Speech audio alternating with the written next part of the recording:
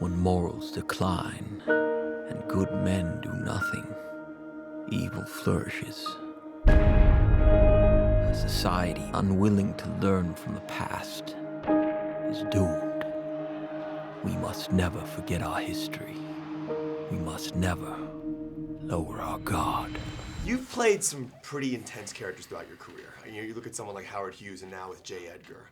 Do characteristics of those people ever stay with you? Do they ever pop up in your daily life like a quirk maybe from Howard Hughes or J. Edgar? Does that ever happen to you? If there ever was one, it would be Howard Hughes, just because, I used to do slight obsessive things when I was little, stepping on cracks on the way back home from school, and I had to start bringing all that stuff out for the character, and that lingered with me. But most of the time, if I'm not able to go home and be myself, and when the film is wrapped, feel like a free man, I wouldn't be doing my job. I try to embody the character as best as I can and leave it all on the table, so to speak.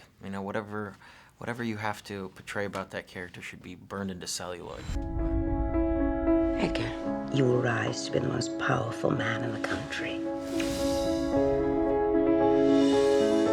It is my belief that when a man becomes a part of this bureau, he must so conduct himself as to eliminate even the slightest possibility of criticism as to his conduct. One of the things, one of the lines I love about this movie that J. Edgar says is that, a man's legacy is often what is not seen. Right. And I think it's it's an amazing thing to think about. And I wanted to ask you, as an actor, do you feel that's the same for your business? In acting, do you think that it's what's not seen on camera that makes you who you are and your legacy? You think, on a personal level or as an actor? On a personal, either way. Yeah, it's interesting to listen to an audience's reaction to a performance that you give, because so much about what defines their character, the character that you're trying to portray in their eyes, is the things that you'd never expect. Is the moments where you're not doing, engaging emotional scenes or declaring your opinion on something. It's those very subtle moments, and working now on The Great Gatsby, for example, it's amazing what was edited out of that movie. What made that book great is everything that they stripped away. And playing somebody like J. Edgar Hoover, there was so many more questions still to be answered about him on a personal level, about his sexuality, about what motivated him, and that's always, you have to retain some of that to keep that ambiguity, I think, and make a movie interesting and engaging for an audience. They still have to have those questions.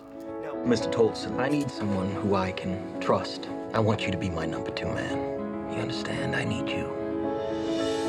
Imagine if every citizen in this country were uniquely identifiable by the pattern on their fingers. Imagine how quickly we could find them if they committed a crime.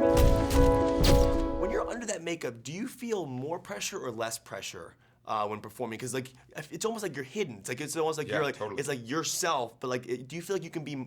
Is it more ambitious when you're under that makeup? Do you feel how do you feel? You definitely got to work harder because Right. you have a 1/4 inch of latex super glued to your face. That's going to limit how much you can move when you smile. So Right. if you're wearing the latex and you try to actually just smile normally, it comes across like this. So you're like, man, I gotta pull my cheeks back and I gotta close my eyes, and you really have to work to get through things. So it's Right.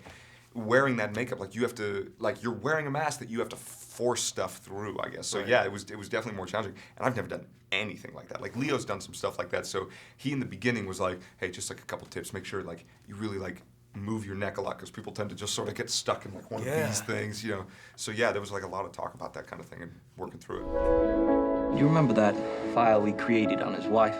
Mrs. Roosevelt. Will you make a copy for me, please? Is that legal? Sometimes you need to bend the rules a little in order to keep your country safe. Now, one of the scenes that for me that was the most powerful in the movie was the scene with you and Judi Dench when you're trying to tell her that you can't dance and you don't like. I'm sorry, you don't like dancing and you don't like dancing with women in the film, and she doesn't accept you. She wants you to be someone you're not. And you struggle with that. It's a pretty intense moment. When you first came to Hollywood, when you were a young kid, did you feel like you had to be someone you were not in this business? Was there a struggle for you that you felt like you had to be someone you were not?